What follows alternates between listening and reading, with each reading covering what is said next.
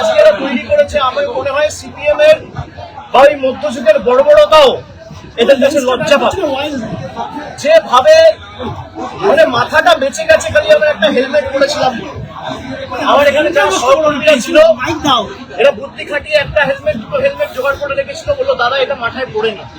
আপনি দেখুন আমার জামা কাপড়ের অবস্থা, 15 বছর চশমা ভেঙে দিয়েছে, ঘড়ি টড়ি প্রায় একদম ছিঁড়ে সব ছিঁড়ে দিয়েছে। পুলিশ কোথায়? পুলিশ নেই। আমি সংবাদ মাধ্যমের প্রতিনিধিদের বলবো যে এই প্রশ্নগুলোই আপনাদের বলা উচিত। আমি এখন যেভাবে এসছি আমি একইভাবে বেরিয়ে যেতে পারি, কিন্তু আমি হয়তো বেরিয়ে গেলাম, এই যে সঞ্জুর বৃদ্ধ বাবা মা তার উপর তো চড়াও হবে। এই ছেলেগুলো, এই বখাটে ছেলেগুলো যাদের পেটে ঘুষি মারলে কখা কখা বেরোবে না, আমাকে বাইরে থেকে স্লোগান দিচ্ছে চোর।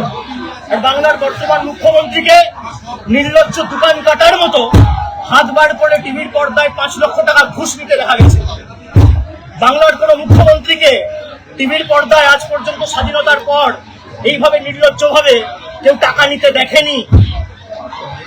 একমাত্র এই বিজেপির মুখ্যমন্ত্রী বর্তমানে যিনি চুরি করে মুখ্যমন্ত্রী হয়েছে, যার মাথার উপর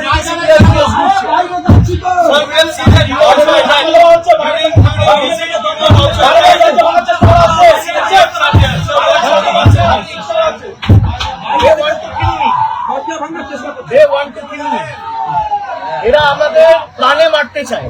মেরে দিক, আমার মৃতদেহ উদ্ধার হোক এখান থেকে, কিন্তু আমি জায়গা ছাড়াই থাকবো না।